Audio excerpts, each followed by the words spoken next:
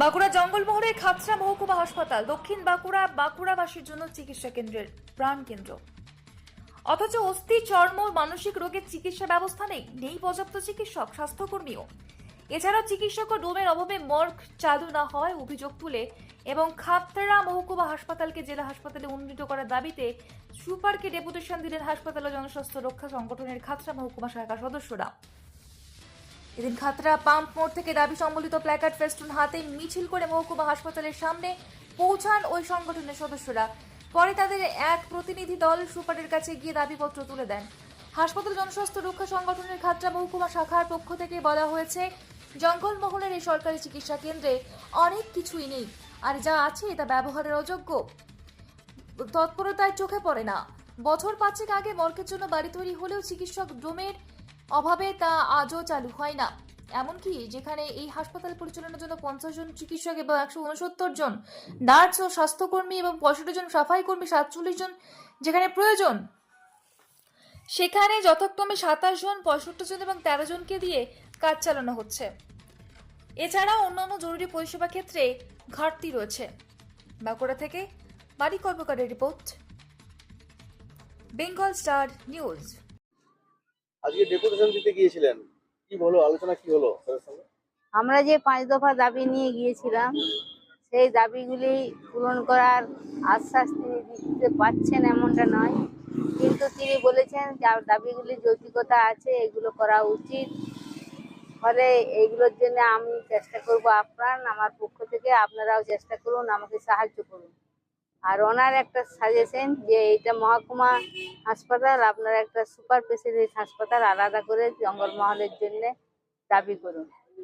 ফলে দাবিগুলির আর 100টি বেড নিয়ে যে বিল্ডিং হচ্ছে আমরা বললাম, এই বিল্ডিংটা আলাদা করে কিছু স্পেশাল হচ্ছে এমন নয়। আমার যা রুগী হয় সেই রুগীটি ওই হাসপাতাল ভর্তি হয়ে যাবে।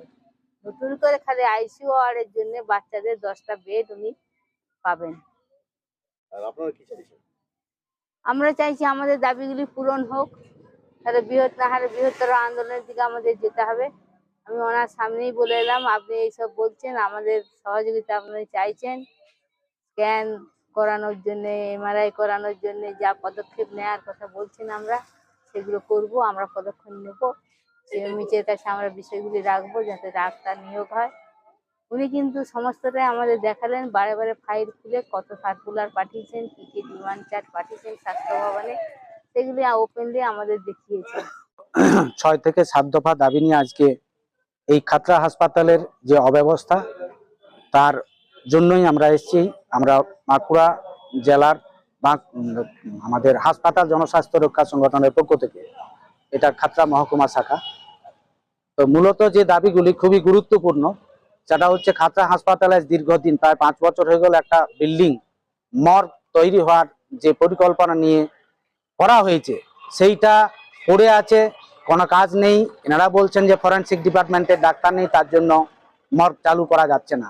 তাই আমরা দাবি রেখেছি যাতে দ্রুত এই মর্গ চালু করার ব্যবস্থা করা হয়।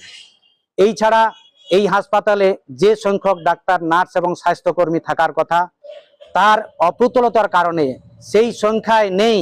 এই কারণে এখানকার জনগণ সহ যে সমস্ত এলাকাবাসী এখানে চিকিৎসার জন্য আসছেন, তাদের চিকিৎসা ব্যাহত হচ্ছে, তারা ফিরে যাচ্ছেন অনেক সময়। সেই জন্য আমরা চাই দ্রুত এইখানে যে সংখ্যক ডাক্তার, নার্স, স্বাস্থ্যকর্মী উপযুক্ত সংখ্যায় নিয়োগের প্রয়োজন, সেগুলো দ্রুত যাতে নিয়োগ করা হয়।